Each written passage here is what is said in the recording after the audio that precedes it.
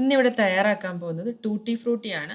നമ്മുടെ കേക്കിലും പുഡിങ്ങിലും ഒക്കെ ഉപയോഗിക്കുന്ന ടൂട്ടി ഫ്രൂട്ടി. ഇനി അതിനാവശ്യമായിട്ടുള്ള സാധനങ്ങൾ എന്തൊക്കെയാണെന്ന് നോക്കാം.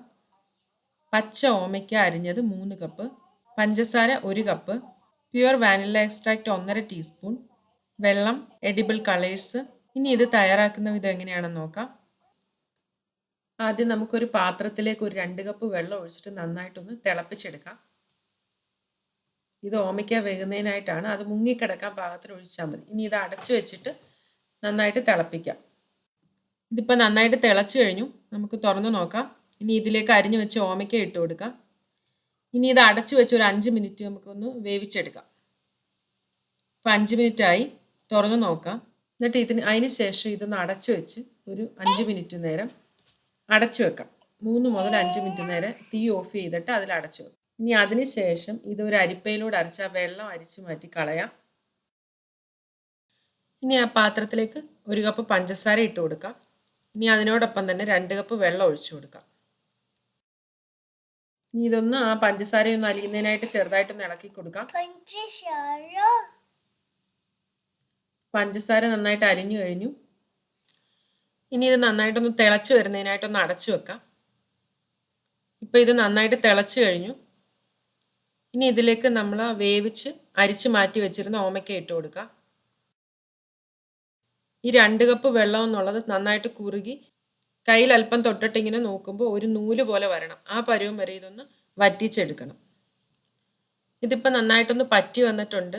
ഇനി ഇതിലേക്ക് പ്യുവർ വാനില എക്സ്ട്രാക്റ്റ് ഒഴിച്ചു കൊടുക്കാം. അപ്പം നമ്മുടെ ഓമയ്ക്കായ്ക്ക് നല്ലൊരു ഫ്ലേവർ കിട്ടും. ഇപ്പോൾ ഇത് കറക്റ്റ് നന്നായിട്ട് കുറുകി ആ സിറപ്പെല്ലാം കുറുകി വറ്റി കഴിഞ്ഞു. ഇനി നമുക്കിതൊരു ഇപ്പോൾ എത്ര കളറാണോ ചേർക്കുന്നത് അതിനനുസരിച്ച് ഇപ്പം ഞാൻ 4 കളർ ഉപയോഗിക്കുന്നത് കാരണം 4 ബൗളിലായിട്ട് ഇത് ഡിവൈഡ് ചെയ്ത് മാറ്റി. ഇതേപോലെ ഒരു നൂല് പരുവാകുന്നിടം വരെ ഈ സിറപ്പ് നന്നായിട്ട് തിളപ്പിച്ചെടുക്കണം. കളർ ഉപയോഗിക്കുമ്പോൾ FDA അപ്രൂവ്ഡ് ആയിട്ടുള്ള നല്ല ഏതെങ്കിലും ബ്രാൻഡ് കളർ ഉപയോഗിക്കണം. ഞാനിവിടെ വിൽട്ടൻ്റെ ജെൽ ഫുഡ് കളറാണ് ഉപയോഗിച്ചിരിക്കുന്നത്. അതൊരു ടൂത്ത് പിക്കിൻ്റെ അറ്റത്ത് കൊള്ളാവുന്ന അത്രമാത്രം കളർ ചേർത്താൽ മതി. ഒരു ദിവസം ഇങ്ങനെ വെക്കുന്നുണ്ട്. അപ്പം നന്നായിട്ട് ഇത് ബ്രൈറ്റ് ആയിക്കൊണ്ടിരിക്കും. ഓവർ കളർ ഉപയോഗിക്കാതിരിക്കുക. ഇനി ഇത് 4 സ്പൂൺ ഉപയോഗിച്ചിട്ട് നന്നായിട്ടൊന്ന് മിക്സ് ചെയ്തെടുക്കാം.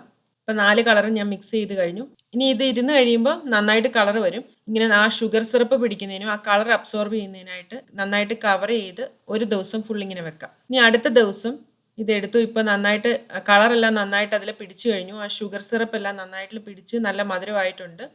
ഇനി നമുക്ക് ആ ബാക്കിയുള്ള സിറപ്പ് കുറച്ച് അതിൽ തങ്ങി നിൽക്കുന്ന സിറപ്പ് പോകുന്നതിനായിട്ട് ഇതേ കൂട്ട് ഹോൾസ് ഉള്ള ഒരു പ്ലേറ്റിൽ നിരത്തി വെക്കാം.